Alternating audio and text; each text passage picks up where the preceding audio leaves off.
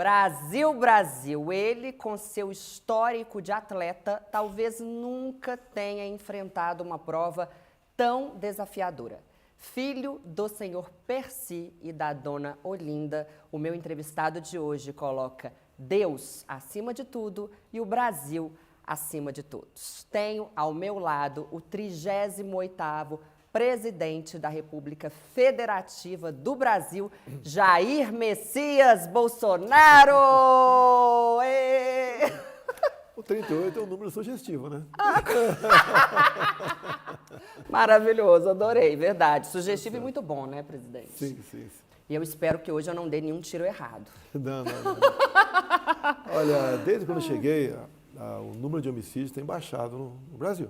Lógico, tem trabalho também dos respectivos governadores, que trabalham positivamente nessa direção.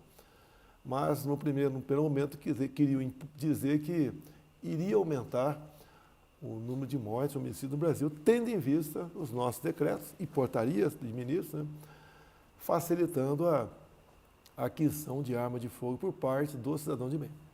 Aconteceu exatamente o contrário, como a gente previa. E falando em cidadão de bem, presidente, em primeiro lugar, muito obrigada. Eu sei que o seu tempo é muito escasso. E, enfim, eu gostaria muito de saber do cidadão de bem, senhor Percy.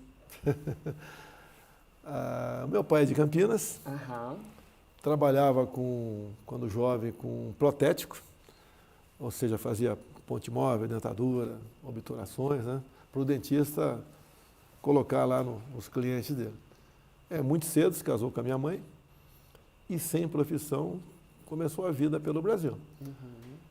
E a situação financeira dele se complicou e ele resolveu ser dentista. Naquele tempo existia a figura do dentista prático.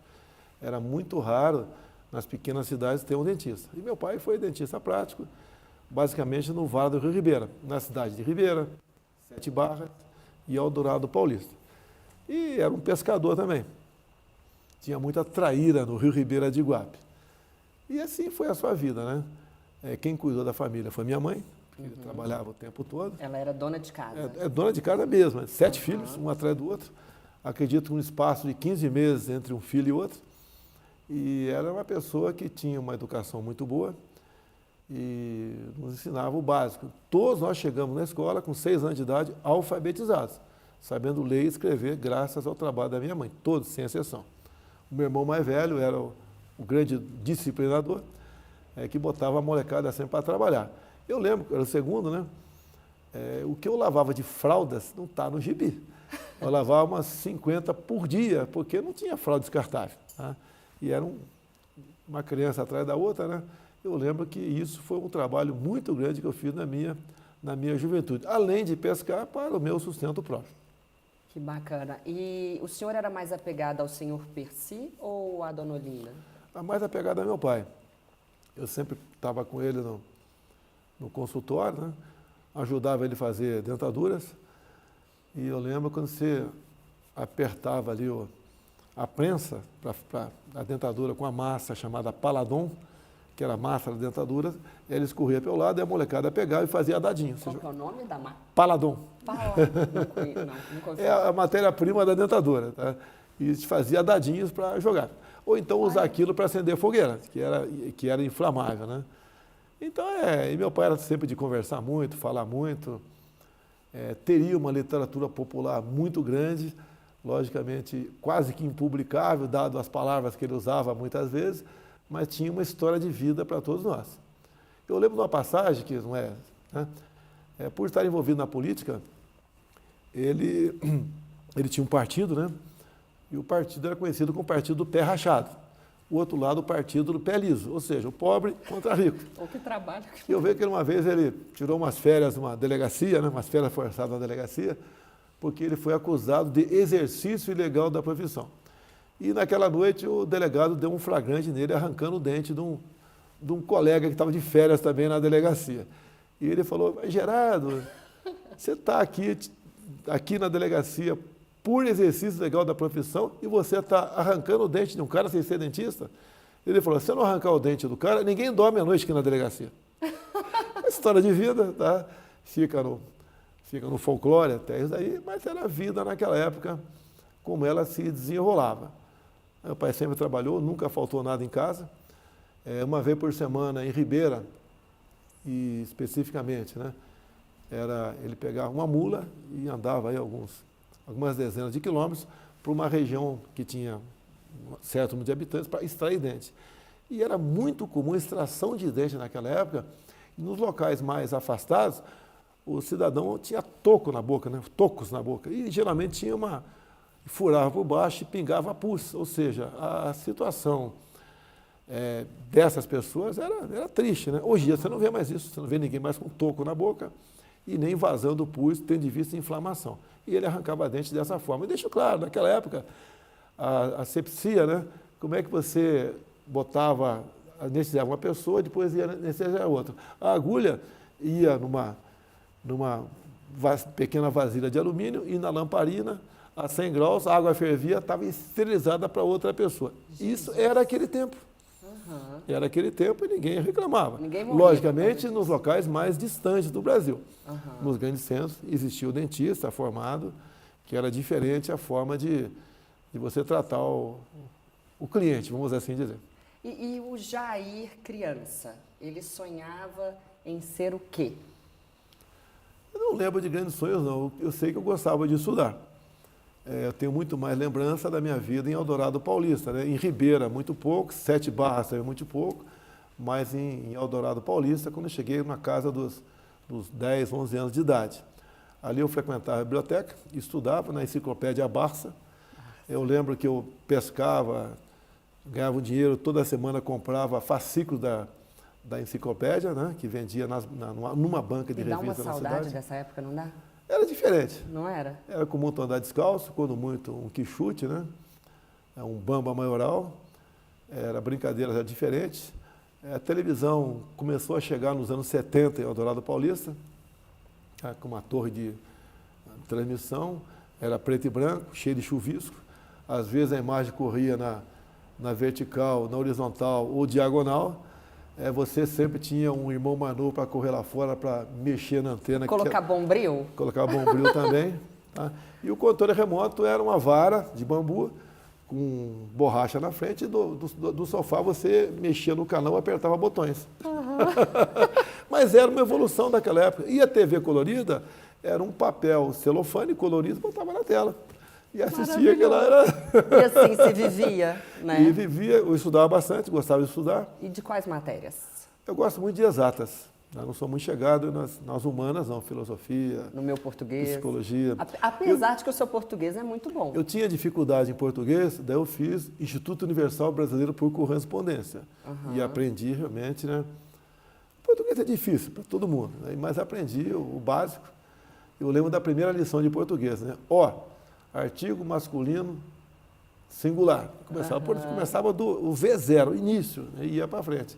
Também aprendi eletricidade pelo Instituto Universal Brasileiro por Correspondência. Comecei a colaborar com o jornal Estado de São Paulo em 1970, fazendo palavras cruzadas para publicação no jornal Estado de São Paulo. É mesmo? Eu tenho no meu gabinete aqui do lado, pode ver depois, tem algumas publicações ali que o próprio Estadão, depois que eu me elegi presidente, mandou para mim, né? Então, meu primeiro emprego também foi no Estado de São Paulo, que eu entregava jornais em Eldorado Paulista. Chegavam uns 30 exemplares, depois do almoço, né, que vinha de São Paulo, 200 e poucos quilômetros até Eldorado. A gente montava o jornal e entregava na minha bicicleta. E recebia meu dinheirinho todo mês. E daí, na época do ensino médio, de onde saiu a sua escolha profissional? Não, começou em 70, né? Como foi em 1970? Foi descoberta uma base de guerrilha do desertor Lamarca, lá no município de Eldorado Paulista. Tá. E ele passou pela praça, no dia 8 de maio de 1970, atirou lá, feriu 6 policiais, depois executou com requinte de crueldade o tenente Alberto Mendes Júnior, de 23 anos de idade, e fugiu até que ele foi preso acabou seus dias na Bahia. E o Exército, no dia seguinte, montou um acampamento ali em Eldorado Paulista, à margem do rio Ribeira de Iguape, e a garotada, com 15 anos de idade, né, conversava com os militares. E um me deu um papel escrito ICAM, Instrução, Concurso, Admissão e Matrícula. E eu prestei concurso para a Escola Preparatória de Cadeia do Exército, fui aprovado, Foi o primeiro aqui, ó. Primeiro aluno no curso de Educação Física também, que eu sei. Isso é depois. Isso depois. Passei no concurso. Quando cheguei em Campinas, eu já tinha o científico, que era o segundo grau hoje em dia. Eu não sabia disso. As informações eram muito difíceis naquela época. E daí estudei, no primeiro ano da Escola Preparatória de Cadeia do Exército, prestei concurso para a Academia em Resende no final do ano. Tá. Tinham 38 vagas no Brasil todo, fui aprovado e segui a carreira militar. De novo, o número 38. 38 vagas, está começando a marcar esse número aí. A gente precisa mudar esse número seu, hein? E existe alguma passagem da sua juventude? A pergunta é difícil. Se me perguntasse, eu não saberia responder, mas vou tentar. Existe alguma passagem da sua juventude para a qual o senhor gostaria de voltar agora? Passagem. Tem momentos que marcam a nossa vida, né? Dizem que a vida se faz de momentos. Momentos tristes ou momentos alegres, mas marcam, né?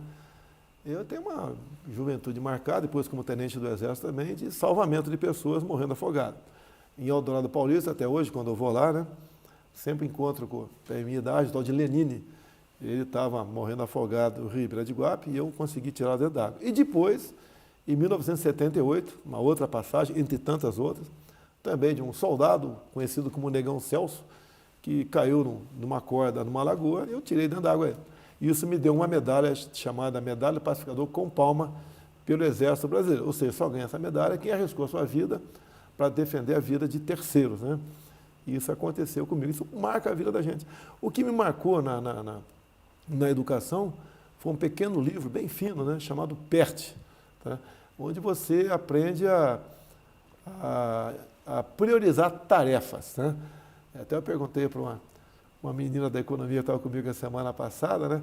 Se, por exemplo, fazer um leitão assado, você leva 4 horas no forno. Fazer o arroz, 30 minutos. Uma salada, 10 minutos. O que você começaria a fazer primeiro para você acabar mais rápido essa tarefa?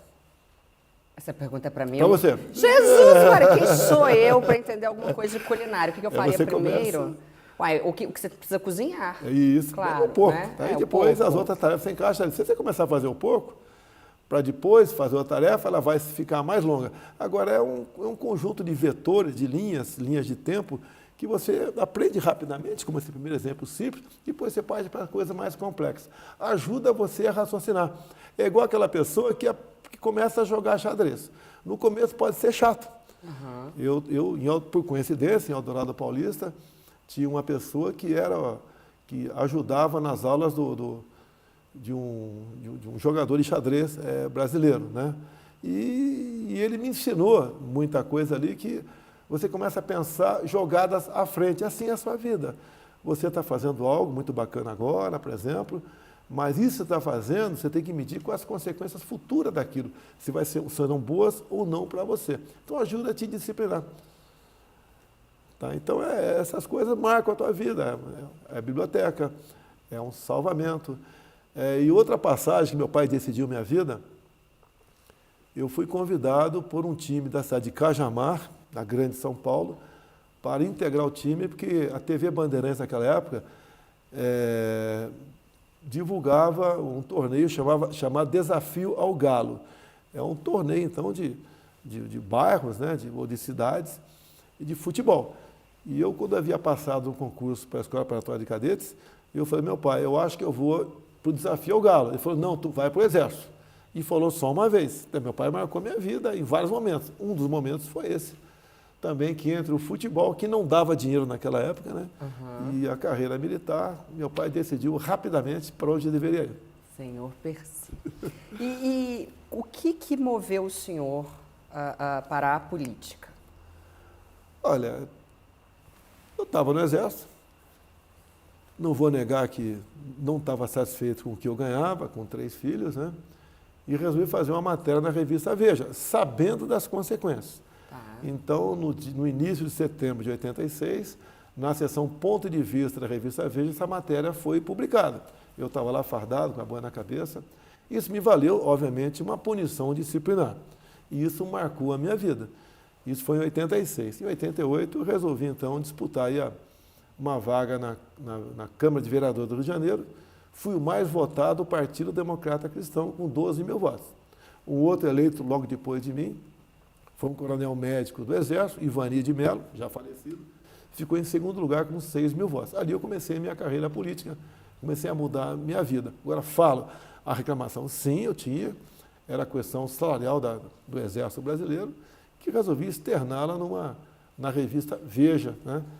E mudou a minha vida completamente. Depois, eu disputei 2 anos depois uma vaga para a Câmara dos Deputados Federais e fui reeleito por sete vezes. E a que se devem esses 12 mil votos? Quais características do senhor foram preponderantes para conseguir esse feito?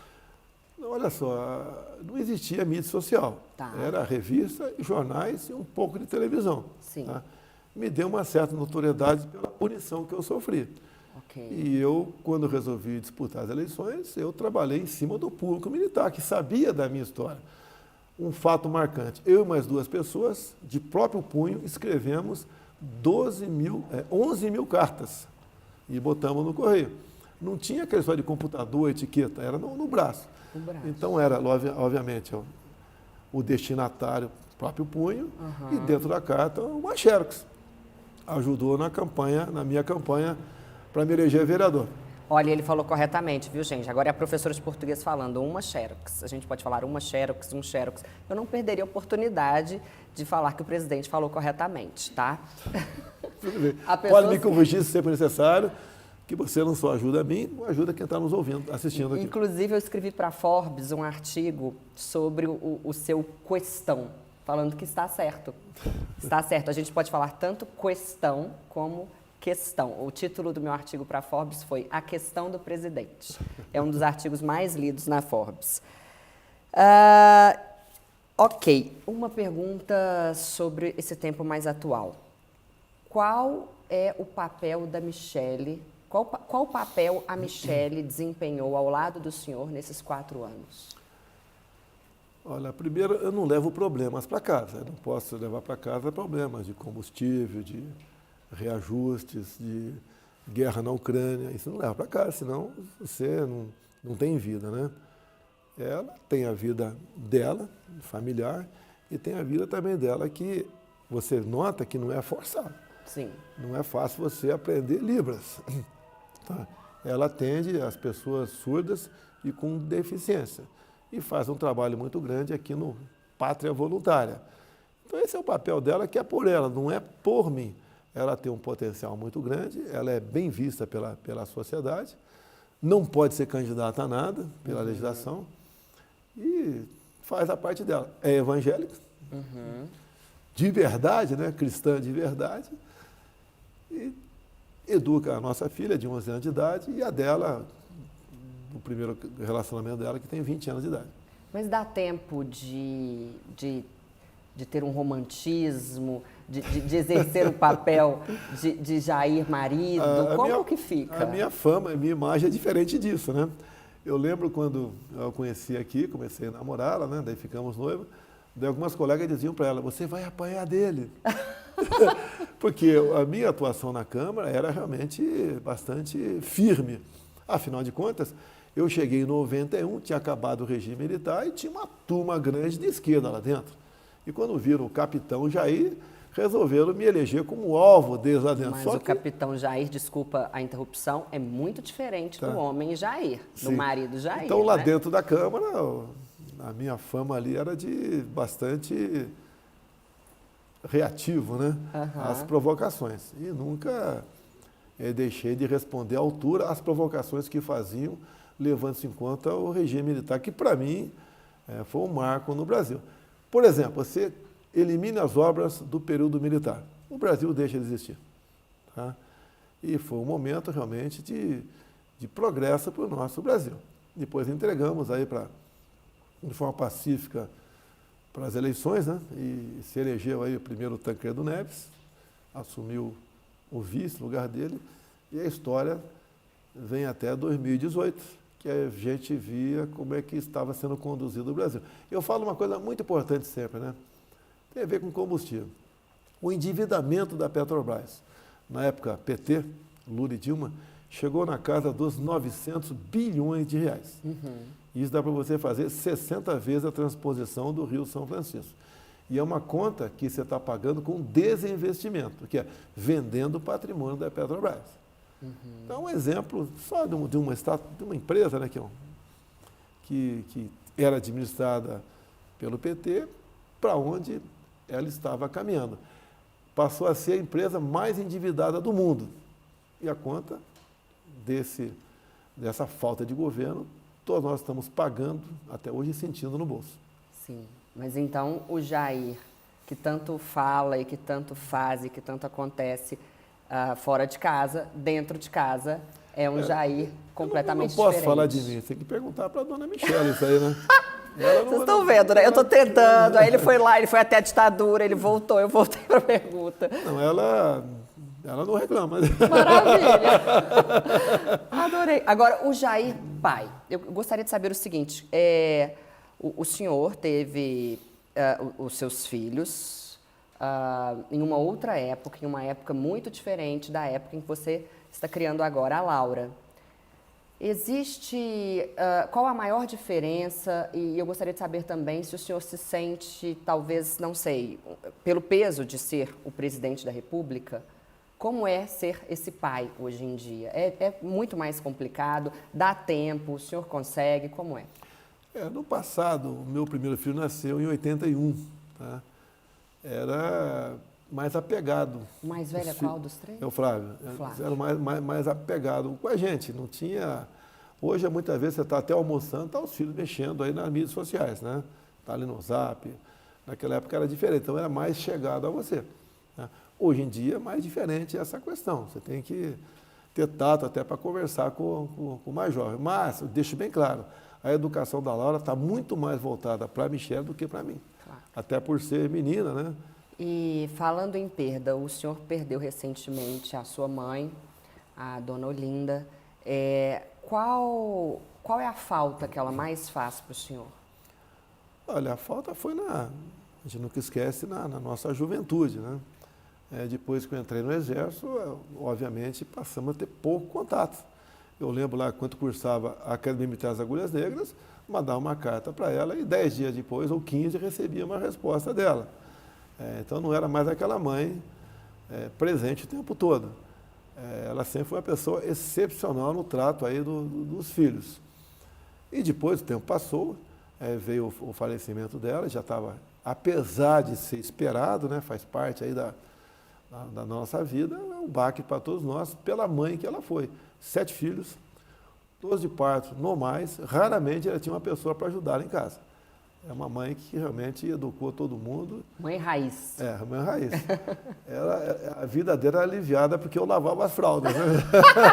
Maravilhoso. No resto, a barra era pesada para ela. E ela morou em várias cidades. Imagine, ela perdeu um filho muito cedo, né? Mas meia dúzia que ela, basicamente, foi responsável pela educação. Em grande parte, né, os professores daquela época, que tinham como exercer sua autoridade em sala de aula. Sim. Hoje fica mais difícil isso daí. E até pelo tipo de material escolar. Naquele tempo, o material escolar é bem diferente do que é hoje. Estamos mudando, voltando a ser um pouco o que era aquilo. E agora, pela primeira vez, né, o material didático é realmente feito pela nossa gestão. Que o que foi contratado atrás tem validade de 3 anos. Você não pode chegar e jogar fora aquilo e pegar novo tipo de material escolar. Estamos fazendo um trabalho fantástico. Eu espero que na próxima live mostre os livros nossos agora, realmente, que estamos distribuindo para as escolas do Brasil todo, que é uma diferença gritante do que existia até há pouco tempo, muito voltado para ideologia de gênero ou uma massificação ideológica em sala de aula. Okay? Ideologia de gênero, como combater? Olha, eu acredito que a minha ascensão na política começou com isso em 2010. Sim. Eu combatendo isso aí. Eu tive acesso a uma audiência numa comissão da Câmara, né, chamada, presta atenção, 9º Seminário LGBT Infantil. Dá para imaginar? Eu tive acesso a esse material e fui para a tribuna, que é o meu direito, né? Entendo que mais que direito é meu dever mostrar o que era aquilo. E comecei a mostrar livros, etc. destrinchei um tal de PNH3, Plano Nacional de Direitos Humanos, terceira versão, com 180 capítulos, onde o capítulo mais importante para a garotada era desconstrução da heteronormatividade. Então, isso que me deu projeção na Câmara, porque, num primeiro momento, que era o final de 2010, o que acontece? Metade da Câmara não foi reeleita, o pessoal desliga, né? A outra metade reeleita espera o ano que vem. E eu comecei a bater desde o final de novembro e entrei o ano de 2011 tocando nesse assunto. Houve uma curiosidade muito grande por parte da bancada evangélica, que rapidamente ficou do nosso lado, e deu para eu ficar do lado da bancada evangélica, que era enorme, e nós começamos a combater isso aí. Então, começamos a combater a ideologia de gênero em 2010, que nada acontece de uma hora para outra. Tá? E isso aconteceu e vinha acontecendo. Então, eu não vou dizer que tivemos sucesso, mas brecamos muita coisa. Eu fui convidado para muitos programas de televisão, com a Luciana Gimenez, com outros canais, como Caso de Família, etc., onde a temperatura subia, a gente começava a mostrar à população para onde estavam conduzindo a nossa juventude. Eu achava, e acho até hoje, que é uma covardia se usar o espaço escolar para um professor ou professora dizer para o Joãozinho de 6 anos, ou para a dona Mariazinha da mesma idade, que ele pode ser menina e ela pode ser menino no futuro. Eu te pergunto, o que leva isso aí? Leva aonde uma questão dessa aí? Ao emborrecimento da garotada, né? E também ao desentrosamento familiar, ao agredir a família brasileira, que é a base da sociedade. Isso faz parte da esquerda no mundo todo. Quem era presidente em 2010? Lula. Quem em 2011? Dilma. E nós conseguimos brecar isso aí, veio o impeachment, depois veio uma eleição, eu posso entrar em detalhes sobre isso aí, fomos vitoriosos e começamos realmente a botar para valer a mudança nos currículos escolares. Mas deixe bem claro, se faz presente apenas 3 anos depois, porque o material você tem que usar, porque está tudo contratado, muita coisa rodada. Até a questão de prova do Enem, a primeira prova genuína nossa vai ser agora no final do ano do nosso governo, diferente do que acontecia há pouco tempo. Você vê, há pouco tempo, você viu uma prova de dissertação no Enem, a linguagem neutra dos gays. Com todo respeito, eu não tenho nada contra gay, cada um faça o que bem quiser. O dialeto Pajubá caiu. Isso daí desperta em toda a molecada começar a se interessar por isso, porque no futuro pode cair algo na prova semelhante. Pode ter certeza. Tem lá um grupo lá que é escolhido, né, com o tempo para rascunhar a prova do Enem. O grupo escolhido por nós não vai voltar para isso daí, vai falar temas os mais variados possíveis. Como eu gostaria de, por exemplo, que fosse discutido uma prova do Enem, né, não com pegadinha, por exemplo, o interesse pela Amazônia antes do descobrimento do Brasil. E daí, ficou curioso? Fiquei. Pode falar. Você pega o Tratado de Tordesilhas de 1492, Aham. antes do descobrimento, e tinha uma linha ali que deixava a Amazônia para a Espanha. E para o lado aqui à direita, né, para Portugal. Então, foi descoberto em 1500. O tratado só caiu no ano 1750, deixou de existir. Mas por um tempão, a Amazônia ficou aí, teoricamente, né, ou naquele tratado, de poder de um outro país e não Portugal. Esse assunto do Enem, ele mexe muito comigo, porque eu trabalhei eu tive um pré-vestibular voltado para a redação do Enem. E, infelizmente, a pergunta que eu mais ouvia era: professora, na hora de dar a solução para o problema abordado no Enem, eu preciso ter uma visão de esquerda? E, infelizmente, a minha resposta durante muitos anos foi: sim, você precisa ter uma visão de esquerda, que é o que eles chamam de respeitar os direitos humanos. Mas que direitos humanos são esses, né? Então, os meus parabéns na condição de professora de português, pelo que vocês têm feito, a equipe do senhor tem feito. Você pode ver, há poucos anos, 10 anos, um pouco mais, os professores de um grande estado no Brasil eram premiados com mais um salário no final do ano, desde que pelo menos 95% dos alunos passassem de ano. E eu tive acesso a um professor e depois a outros, e eles falam o seguinte: a tendência aqui é não usar caneta vermelha em correção de prova. Por quê?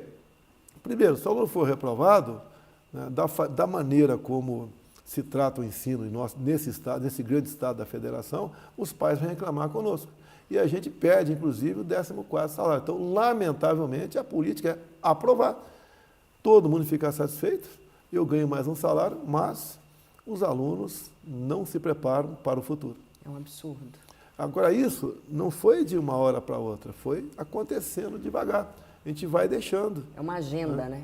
Que eles Igual eu tive acesso uma vez, quando estava discutindo essa questão de 2010, 2011, né, sobre a questão de gênero, e conversando com um deputado, falei, não, se na escola do meu filho tiver isso, eu mudo de escola. Porque não havia o pensamento dele, a preocupação, em arrumar o ensino como um todo, tá? Não cuidar apenas da situação do filho dele. E hoje a gente vê em escolas particulares a ideologia de gênero. Pois é. Sobre o dialeto não binário, a linguagem neutra, a França já se pronunciou faz tempo e o ministro nacional da Educação francesa proibiu a utilização do dialeto não binário nas escolas, nas faculdades e nos documentos públicos. Até onde eu sei, outros países estão caminhando em sentido oposto, aprovando esse dialeto. O que o senhor vê como futuro disso no Brasil? A nossa orientação aqui, eu não vou falar orientação porque o ministro da Educação está perfeitamente afinado comigo. Sim. É exatamente combater isso aí, não leva a lugar. A língua portuguesa é extremamente difícil para nós. Imagina quem está de fora estudando aqui. Você quer saber uma coisa? O que eu falo com o ministro? Quando o cara vai começar se dirigir a um público, bom dia a todos e todas. Isso não existe. É pleonasmo. Todos já é todas. Eu acho quase um pleonasmo abusivo. Tá? Então, é todos. Tá? Essa já é a linguagem neutra, entre aspas. Né? Você não tem que falar todos e todas. Homens e mulheres. Se refere ao público que está ali. Convencionou-se há muito tempo que essa era a linguagem correta. Agora querem mudar. E quem não fala todas está contra a mulher. E querem falar todos, todas e todes. Tá? É um absurdo. Porque isso não leva a conhecimento. Isso não leva a você ser uma cidadã no futuro útil para a sociedade. Sim. Qual a intenção da educação? Não, educação não, do conhecimento, porque a educação vem de casa. É você, quando terminar o teu curso médio ou superior, ser uma boa empregada, uma boa patroa, uma boa liberal.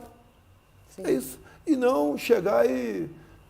Estou com o diploma aqui, eu pergunto, e daí? Lembra do meu e daí, né? E daí? Para que serve esse pedaço de papel? É a mesma coisa, você vai lá no meu tempo, você queria contratar alguém, por exemplo, para dirigir um jipe na tua fazenda. Eu botava o cara sentado no jipe com a carteira de habilitação, se arranhasse a marcha, você não contratava. Então não basta a carteira de habilitação ou o diploma em si. Eu posso dar um exemplo de diploma para você, meu particular. Eu fui atrás. Eu, como tenente do Exército, lá em Madureira, Cascadura, tinham vários cursinhos, mais variados possíveis, e eu fiz geladeira e máquina lavar roupa. Porque quebrou a máquina em casa uma vez, custou caro, eu falei, não, daqui para frente, quem vai arrumar sou eu. Em poucas semanas concluí esses cursos. Não tem dificuldade. Eu fiz as contas na época, né? Se eu trabalhasse umas 10 horas por dia, né, consertando máquina lavar roupa e geladeira, sem extorquir ninguém, eu podia ganhar o dobro do que eu ganhava como tenente paraquedista do Exército. Então, tudo está à sua frente e você tem que saber como usar isso aí. Não é ao você ter sucesso em alguma coisa, eleger o responsável por aquele insucesso. A culpa é do meu pai, a culpa do vizinho, a culpa do presidente, que é muito comum, né? Aumentou a gasolina, a culpa do presidente. O cara não quer saber que grande parte dos governadores falaram, ó, fica em casa que a economia te vê depois, chegou a conta.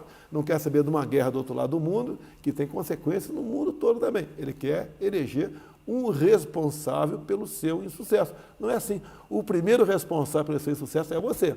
Quantas vezes eu tirei uma nota não muito boa na escola e eu vou culpar quem?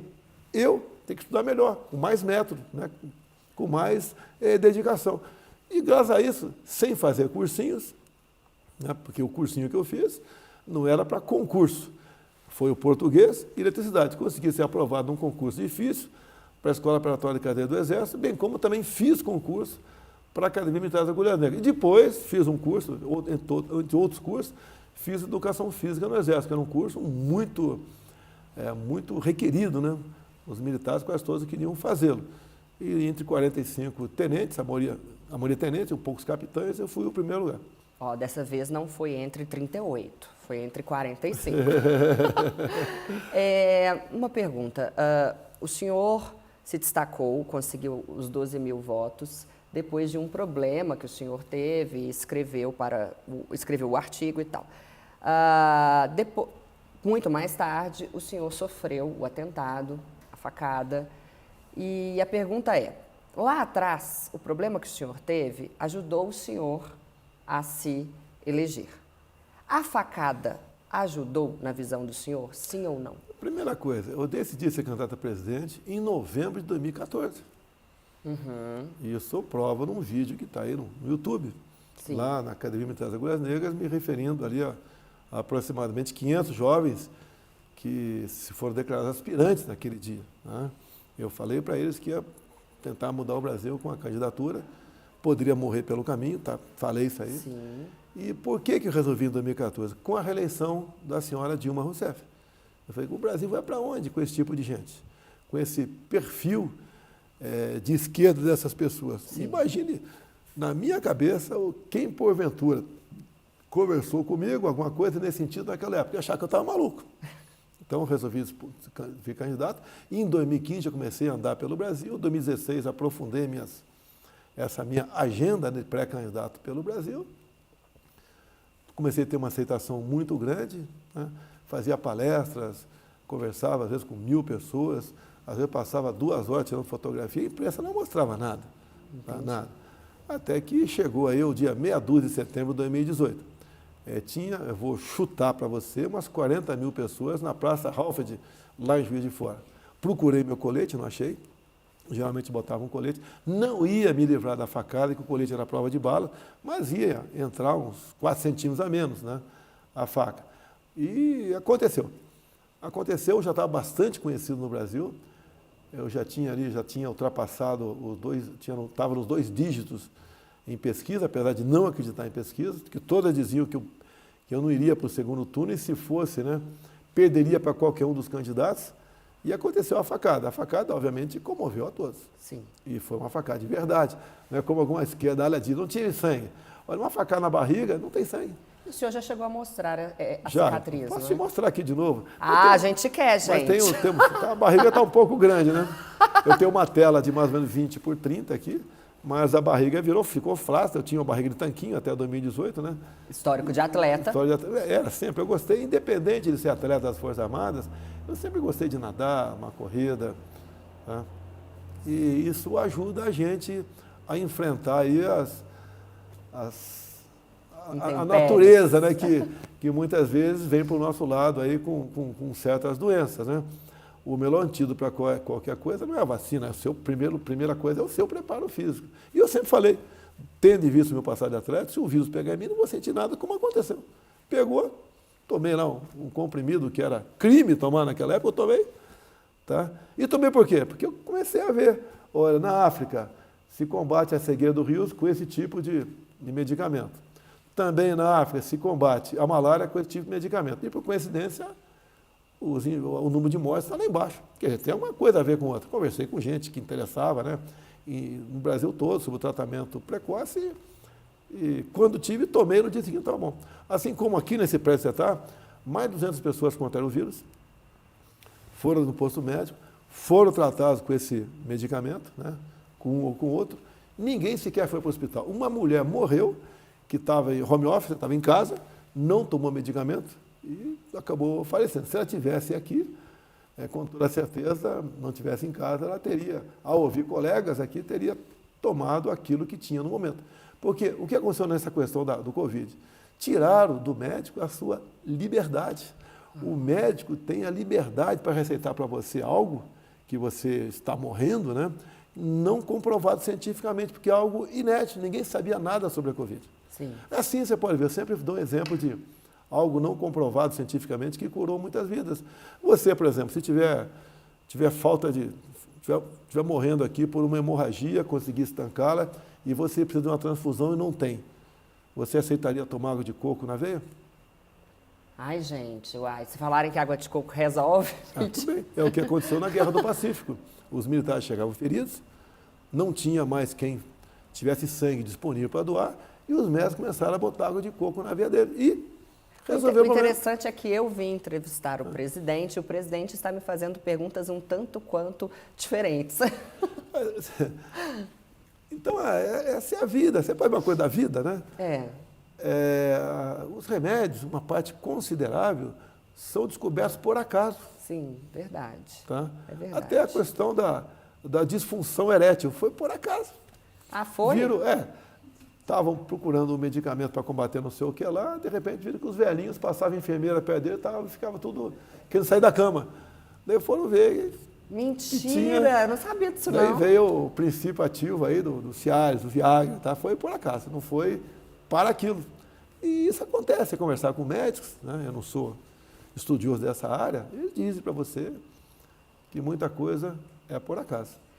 Então, na visão do senhor, a facada, ela comoveu as pessoas, Sim. mas obviamente havia todo um trabalho anterior a ela que não pode ser Não. negligenciado. Olha só, você vê, se você buscar no YouTube, de 2 anos antes das eleições, a quantidade de pessoas que me recebiam nos aeroportos. Eu tinha espaço em jornais pequenos. A grande mídia raramente publicava alguma coisa. Eu lembro que essa grande mídia brasileira, quando estava em Ribeirão Preto, apareceu uma menina lá que espremeu um ovo no meu peito, aquilo deu o Jornal Nacional à noite. Tá? Agora, o fato em si de eu reunir milhares de pessoas, não. Eu estava em Porto Alegre uma vez, né? São 2 anos antes das eleições.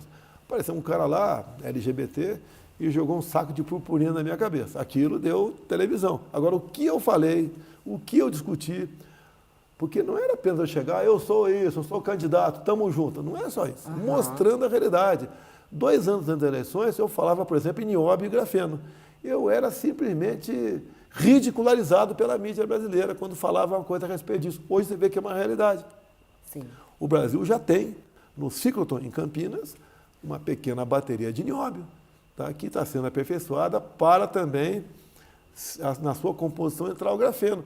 O que vai levar essa chamada super bateria, que eu entendo que em poucos anos, né, ela será uma realidade, tendo em vista a evolução lá em Campinas.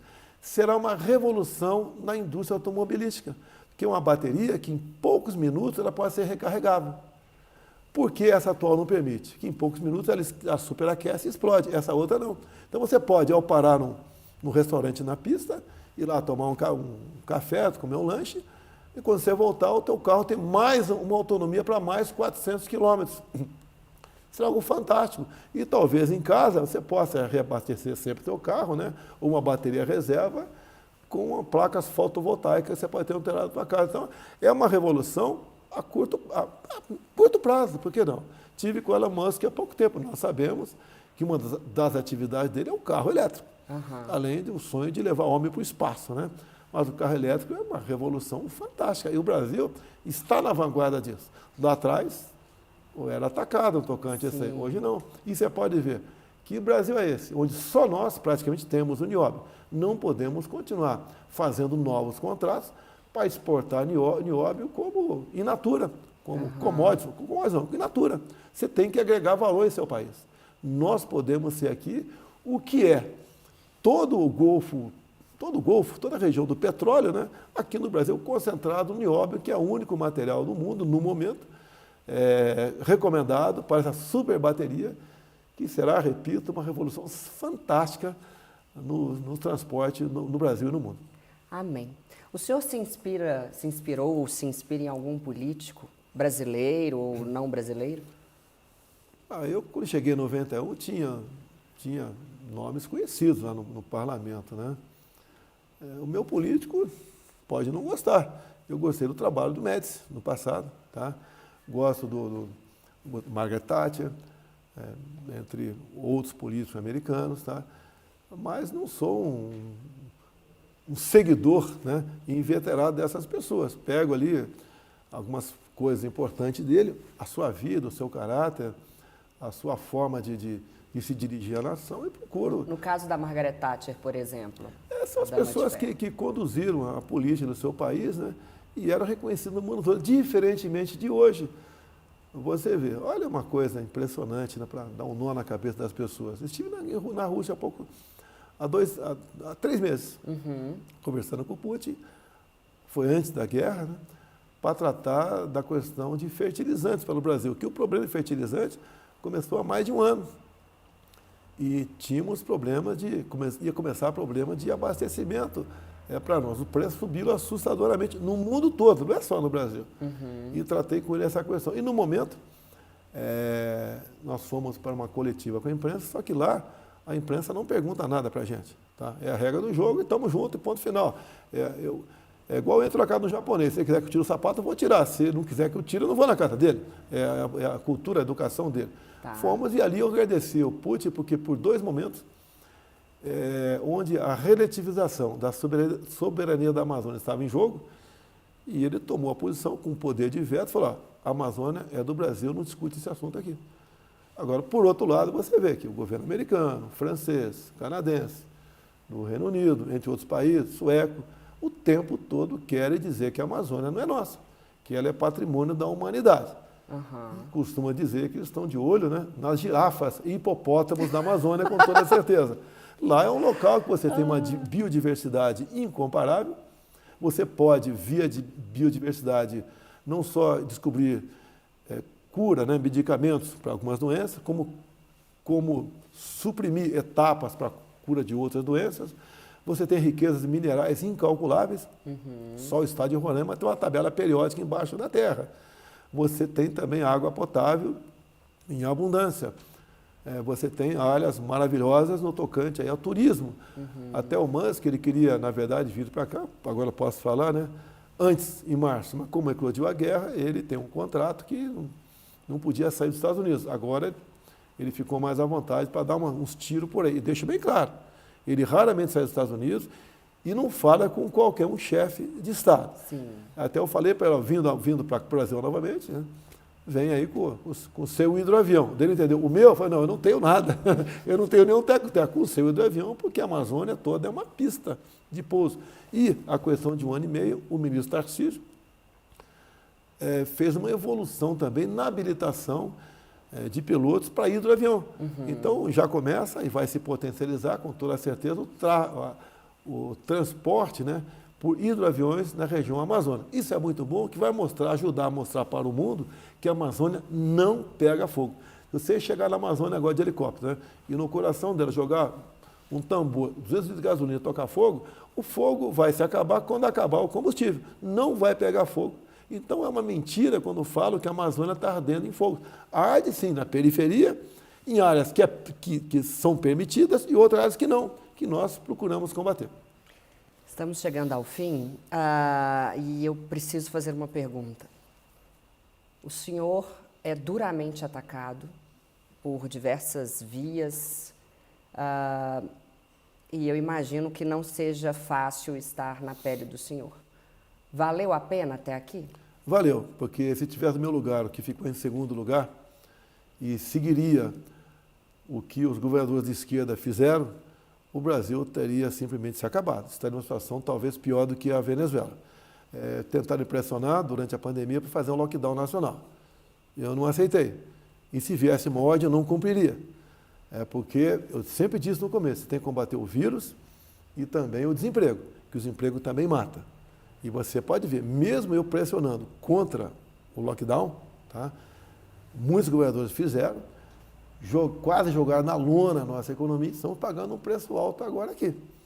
E uma coisa muito importante que interessa para todo o povo brasileiro, para se orgulhar do seu homem e mulher do campo. Tá?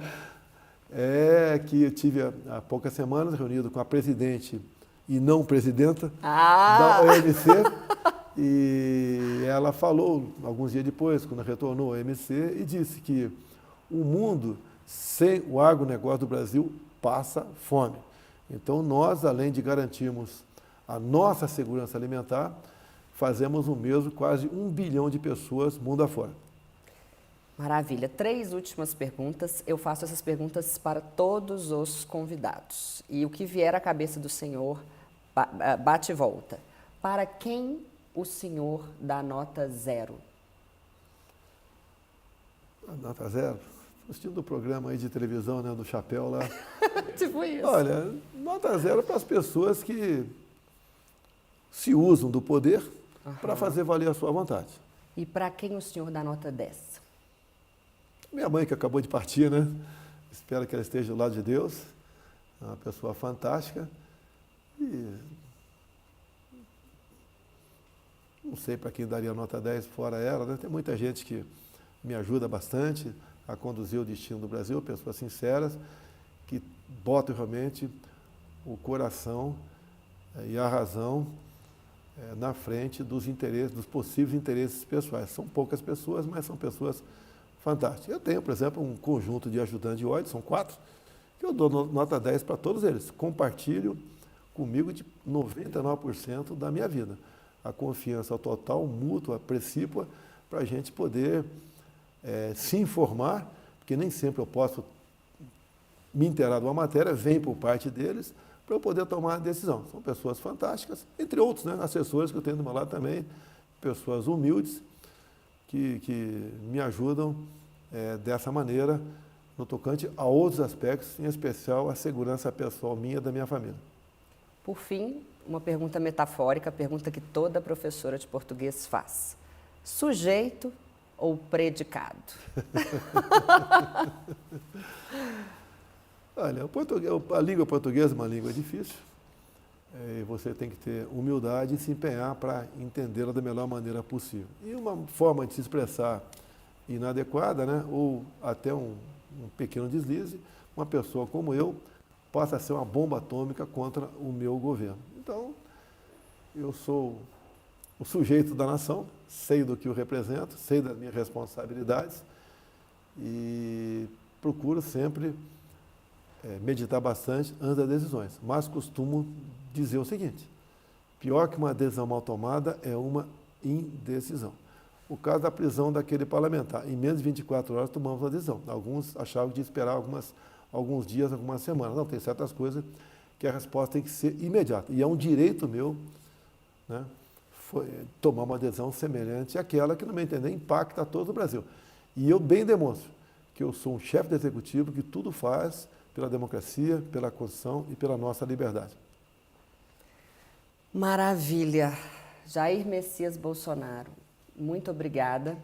O senhor me recebeu aqui e eu não sou a Cíntia da grande mídia, eu sou apenas Cíntia Chagas e talvez o senhor não tenha a noção de quão importante isto é para mim e também para as pessoas que terão oportunidade de conhecer o senhor um pouco melhor.